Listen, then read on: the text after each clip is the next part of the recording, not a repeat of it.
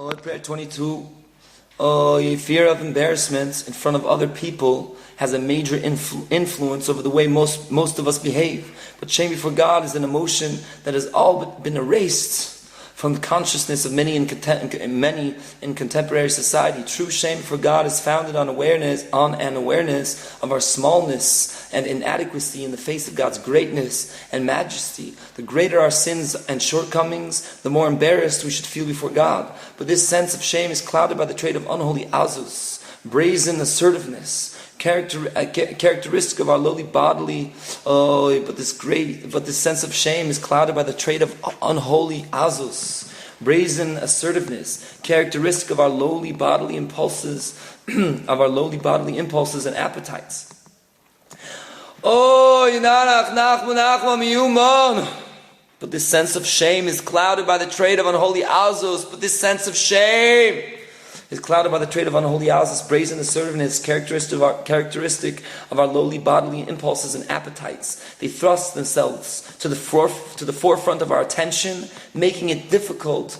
They thrust themselves to the forefront of our attention, making it difficult, if not impossible, for our higher spiritual powers to manifest themselves. In the world around us, azus is visible in the ruthless arrogance of those who are willing to ride roughshod,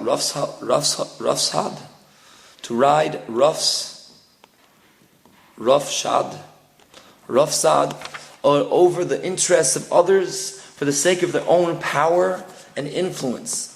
Such false leaders create formidable obstacles for those wishing to draw close to the true spiritual leader, the tzaddik, nanach, nachma, nachman. To advance on the spiritual path, it is essential to use holy azus, bold determination to persist without regard for opposition and difficulties. To persist without regard for opposition and difficulties against the clamor of our inner impulses and the outer distractions. We must raise our own voices in Torah study and prayer. Indeed, all holy sounds, such as that of the shofar, and even the chink of charity coins, help strengthen the power of the holy against the unholy. The way to subdue the lower instincts of the body is through submitting it to the discipline of the practical mitzvahs and serving the tzaddikim by attending to their needs. Nanach, nachman, nachman. The foundation of holy azus is simcha, joy, which is associated with constant spiritual growth and development. Whatever level we may have reached, there's always a higher level to aspire to, one that is concealed in relation to the revealed knowledge and insight already attained. The essence of growth is to rise to this higher level and turn the concealed into something revealed, only to find a higher concealed level to work towards. The concepts of revealed and concealed correspond to Torah and prayer respectively. Prior to any spiritual advance, there must always be a fall. Its purpose is to spur us to increase our efforts to climb higher.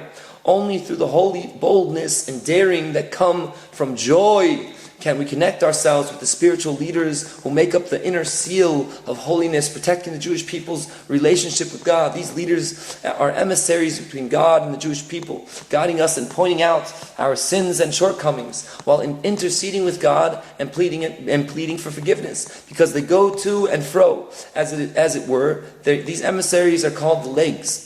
Because they go to and fro, as it were, these emissaries are called the legs. We also need hands with which to receive their guidance and teachings. The vessel with which we receive them is faith, which makes up the outer seal. This requires extra protection since if it is broken, the atheism which then develops causes global conflicts and expulsions of Jews from their homes. The only way to come to genuine faith is through the teachings of the true tzaddik, nach, nachman, who radiates the light of the seven, who radiates the light of the seven are preeminent leaders, shepherds of the Jewish people: Avram, Yitzchak, Yaakov, Yosef, Moshe, Avram, and David. Maybe you will tate nach, nachman, Hashem our God and God of our fathers, Master of all works, Lord of all souls. Shine on me from your holy dwelling place. Inspire me with fear and dread of you, and help me attain holy shame Clothe me with awe and cloak me, in shame before your great and holy name. Nanach, nachma, meuman. Let me always feel truly ashamed before you, so that I will never deviate right or left from your will. Let your fear be upon my face, so that I will never sin. That is the meaning of being ashamed before God. Nanach, nachma, meuman. Nanach, nachma, meuman. Master of the universe, loving God, have mercy on me. Help me feel the proper shame before you in this world, and let me never do anything contrary to your will, and certainly nothing that is sinful in even the slightest way, so that I will not be ashamed or confounded in the world to come. Let the fear and shame I feel before you be as real and intense as the fear and shame I feel before human beings who are mere flesh and blood. Master of the universe, King of glory, you take notice of the degradation of those who have been shamed, and you respect the dignity of your creatures. Your tender mercies extend to all your works. Loving, merciful God, have pity on me.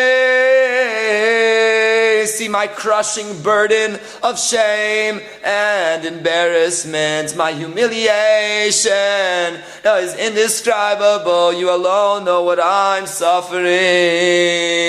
My humiliation, my humiliation, my humiliation is indescribable. My humiliation is indescribable. You alone know what I'm suffering. You know the depth of my shame and embarrassment. What can I say? How can I face you, my King? Where can I bury myself out of shame? How will I be able to hide my face from embarrassment in the world of truth? My face is blacker than a blackened pot. How will I be able to lift my head before you, my God and God of my fathers? How will I lift my head in front of my fathers, through whom I came into this world? Nanach, nachman, meuman. How will I lift my head in front of my teachers, who taught me the path of justice and truth? I've had no regard for their great and holy honor.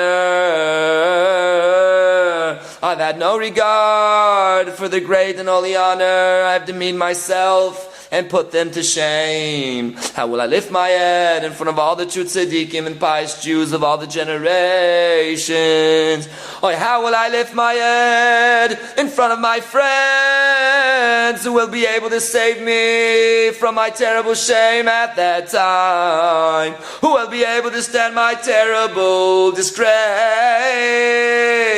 How will I find myself a place of refuge and bury myself out of shame and humiliation? What will I answer the one who sent me? You have blessed me with a constant flow of goodness and kindness, physical and spiritual. At every single moment you have signaled to me and called to me, and called me to you in so many different ways. You have stretched out your hand to me and sent me hints from near and far in order to bring me closer to you. You have prompted and beckoned me in countless different ways, literally every moment of every day. Had I had no more than a single dawning experience of your godly presence, and realized only once how you have been beckoning and calling me, that should have been enough to make it impossible for me ever to contravene your will again, even with the slightest gesture. Even if I had made no more than a single faint movement, that was in some way unbecoming, or not in full accord with your will, I ought to have fallen flat on my face out of shame. And disgracing to my soul would have virtually left me. I should never have been able to lift my head up again. How much more so, seeing that you have sent me endless insights and made me aware of your presence in so many ways. You have brought me through so many different situations and experiences, some of them good, some of them not so good, but all for my ultimate benefit. In order to prompt me to come back to you, you have called to me with such affection and sent me so many different hints to draw a walk close to you. But far from taking myself in hand and coming genuinely close to you, striving to lead my life the way you want me to, for my own good, I have willfully thrown off all shame. I have willfully thrown off all shame. I have willfully thrown off all shame and self-respect, and deliberately rebelled against you. I have willfully thrown off all shame and self-respect, and deliberately rebelled against you. I've done so much wrong, not for just 1 day, 2 days, 10 days, a month, or a year. I've been sinful and corrupt, day in and day out, for years and years. I've continued day after day, and year after year. My life has been one long sequence of sin, transgression, and rebellion. A life of the most terrible, unsufferable shame and disgrace. Master of the universe, you alone know the pain of the shame of the world to come, the world of truth. You alone know the terrible pain and torment suffered by those who fail to adorn themselves in this world in preparation for the royal feast, let alone by those who soil and destroy themselves with wrongdoing. How much more so someone who here one should specify one's innermost anguish.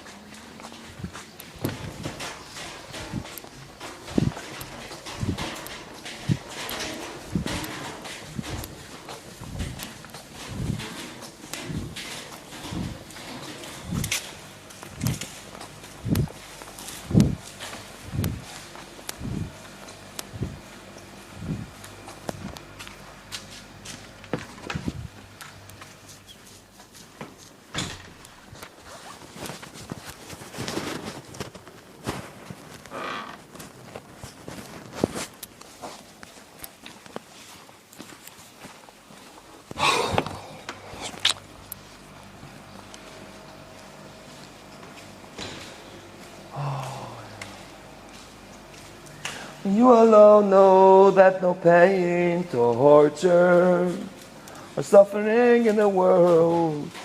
You're suffering in the world. You alone know that no pain, torture, or suffering in the world compares with the pain of that shame. Not even the bitterest pain of hell and the harshest suffering of this world can compare with it, even if someone were to suffer the entire array of harsh and bitter torments that people endure in this world every day of his life. It would still be nothing compared to 1 hour or even a single moment of the pain of hell.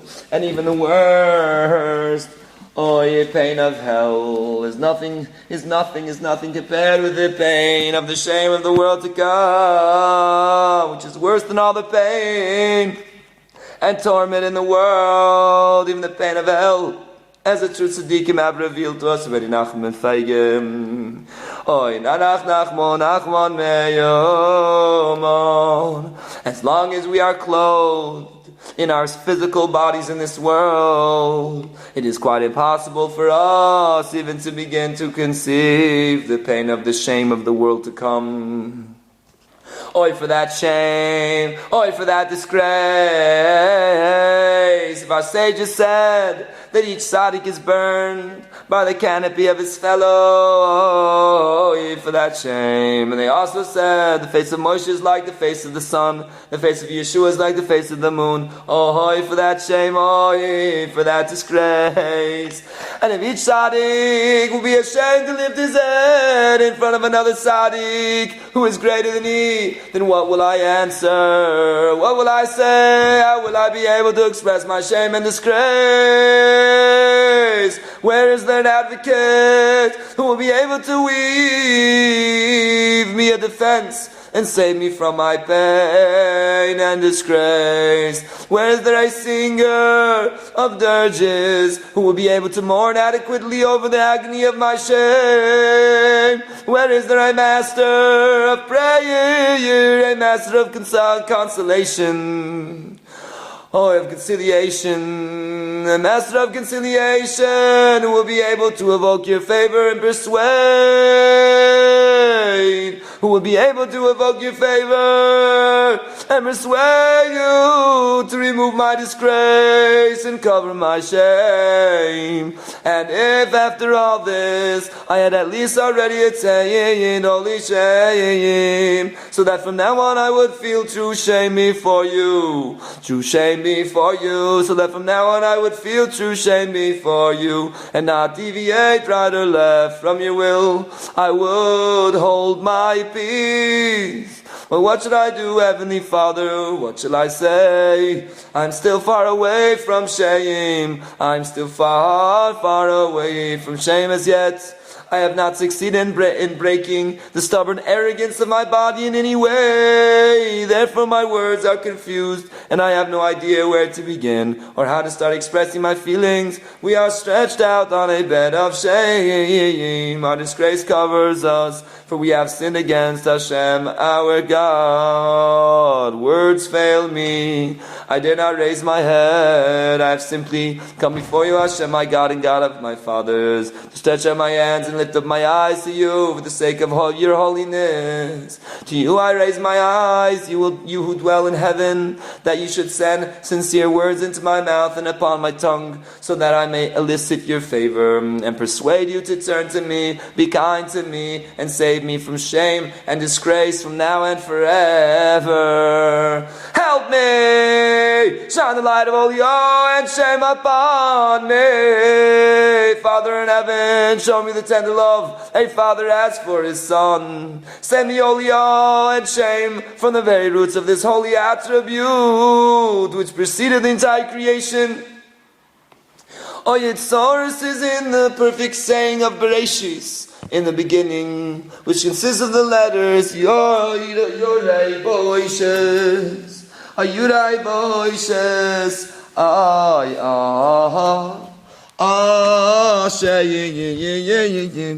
This holy attribute is rooted in the supreme wisdom, the upper Eden, which is totally concealed and hidden.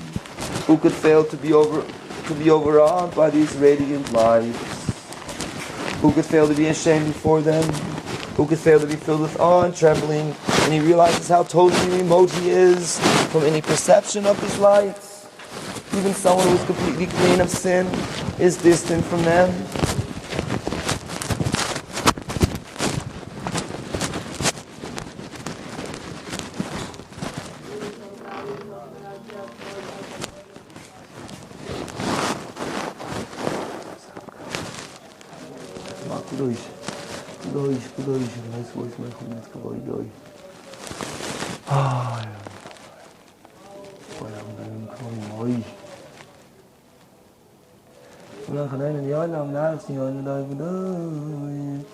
Hallelujah.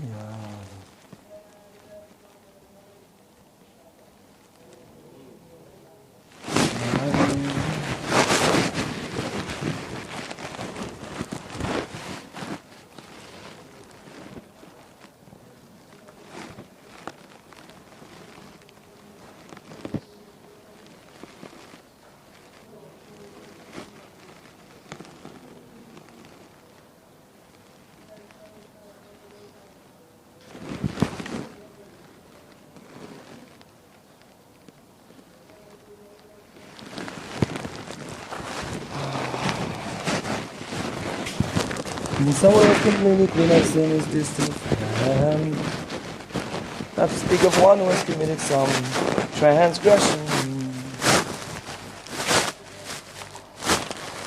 or even a minor one at some time in his life. How much more so someone who is full of sin and transgression? Have mercy on me.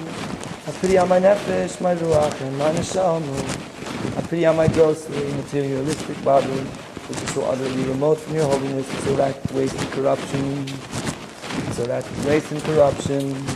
Master of the universe, Lord of love and forgiveness. See my wretchedness and suffering, see my misery and bitterness. You know the tragedy of my body's stubborn involvement in the lust of this world. You know the tragedy of my body's stubborn involvement in the lust of this world, which keep it so totally far from my soul. It is impossible for my soul to come close to my body and shine into it with the light of her constant perceptions in the upper world. The intention is in creating me and bringing me into this world was that I should have the privilege of knowing you, even in the physical world, where the soul and the body are bound together, but I've had scant regard for your great and holy glory. Oh, the honor of my soul, I have failed to find my bodily desires and bad traits. My soul is totally unable, my soul is totally unable to approach my body due to its stubborn. Oh, my soul is totally unable to approach my body due to its stubborn attachment to physical love. My body is so stubborn and assertive, so void of all shame for God, that I have absolutely no idea how to break it. The true tzaddikim, nanach, nachman, meuman, holiest have revealed all kinds of pathways and methods to break the arrogance of the body in order to come closer to you. But I find it extremely difficult to put their advice into practice. I don't know how I can begin to follow the good advice you have revealed to us through the true tzaddikim. Nanach, nachman, meuman, seeing as I have rebelled against all of it. Master of the world, Master of the entire universe, have mercy on me, have mercy on me, have mercy on me, have mercy on me, have mercy on me, have mercy on me, have mercy on me.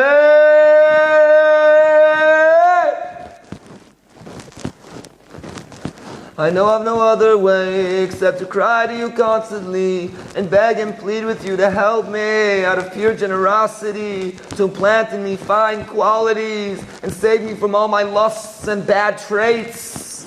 Oh, yet I find it impossible even merely to cry out to you. Yet I find it impossible even merely to cry out to you. Yet I find it impossible even merely to cry out to you. The days and years are flying by, and I can't bring myself to cry out to you with all my heart.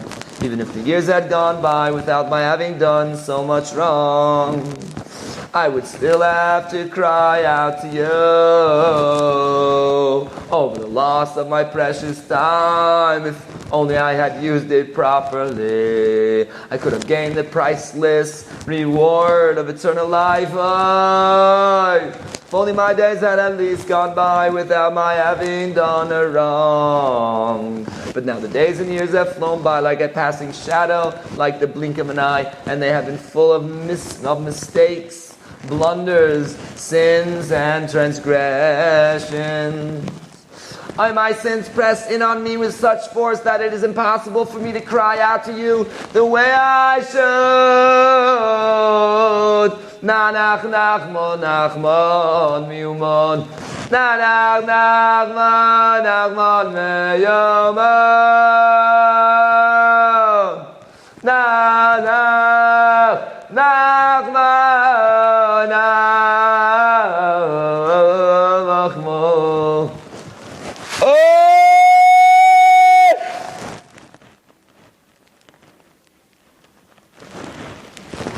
Meuman. Hey, Father in heaven, what should I do? How should I act? What should I do? How should I act? Where should I escape? Where should I fly? Who will give me a traveler's hut in the wilderness? Where can I escape the grossness and stubbornness